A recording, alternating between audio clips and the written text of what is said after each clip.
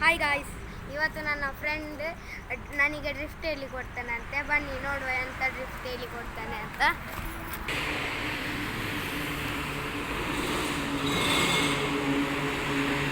ನೋಡಿ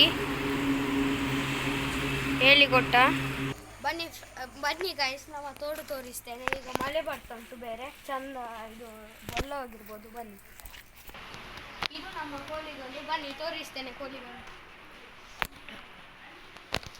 ನೋಡಿ ಮೈಪ್ಪ, ಬನ್ನಿ ತೋರಿಸ್ತೇನೆ.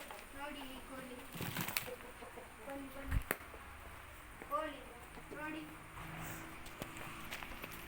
ನೋಡಿ ಗಾಯ್ಸ್, ಇಲ್ಲಿ ಒಂದು ಕೋಳಿ ಮಲಗಿದೆ ನೋಡಿ ಗಾಯ್ಸ್. ಈಗ ನಾನು ತೋಡು ತೋರಿಸ್ತೇನೆ. ಬನ್ನಿ ಫ್ರೆಂಡ್ಸ್, ನಾನು ತೋಡಿದು ಡೋರ್ ಓಪನ್ ಮಾಡಿದ್ದೇನೆ. ಬನ್ನಿ ನೋಡಿ. ನೋಡಿ ಫ್ರೆಂಡ್ಸ್, ತೋಡಿ ಹಿಂಗೆ ಹೋಗಿದೆ.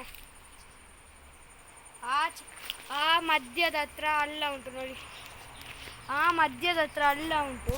ಅಲ್ಲಿ ಹೋದ್ರೆ ಈಗ ಬೊಲ್ಲ ಹೋಗ್ಬೋದು. ಈಗ ನಾವು ಕೆಳಗಿರ್ತೇವೆ. ಹಾಂ ನೋಡಿ ಗಾಯ್ಸ್, ಈ ಥರ ಆಗಿದೆ. ಈಗ ನೀರಿಗೆ ಇಳಿಲಿಕ್ಕೆ ಆಗೋದಿಲ್ಲ, ನೀರಿಗೆ ಇಳಿದು ತೋರಿಸ್ಲಿಕ್ಕಾಗಲ್ಲ.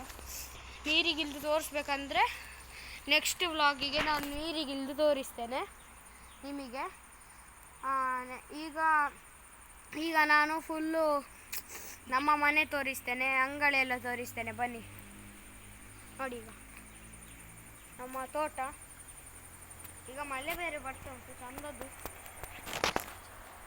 ನೋಡಿ. ಅಲ್ಲಿಂದ ಅಲ್ಲಿಗೆ ಟ್ರಾನ್ಸ್ಫರ್ ಆಗ್ತದೆ ನೀರು.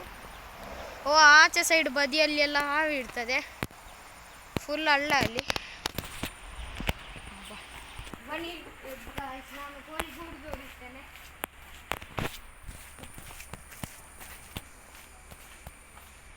ನೋಡಿ, ಇದು ನಮ್ಮ ಕೋಳಿ ಗೂಡು. ಅವತ್ತೊಮ್ಮೆ ನಾವಿಲ್ಲಿ 8 ಕೋಳಿ ಹಾಕಿದ್ದಾಗ ಒಂದು 3 ಕೋಳಿನ ಇದು ಹಾವು ತಿಂದಿತ್ತು ಗಾಯ್ಸ್. ಇದೆಲ್ಲ ಹಳೆ ಕಾಲದ್ದು. ಇದರೊಳಗೆ ಒಂದು ಕೋಳಿ ಉಂಟು. ಬನ್ನಿ ನೋಡಿ. ನೋಡಿ, ಹೊರಗಡೆ ಒಂದು ಹುಷಾರಿಲ್ಲದ ಕೋಳಿ ಉಂಟು.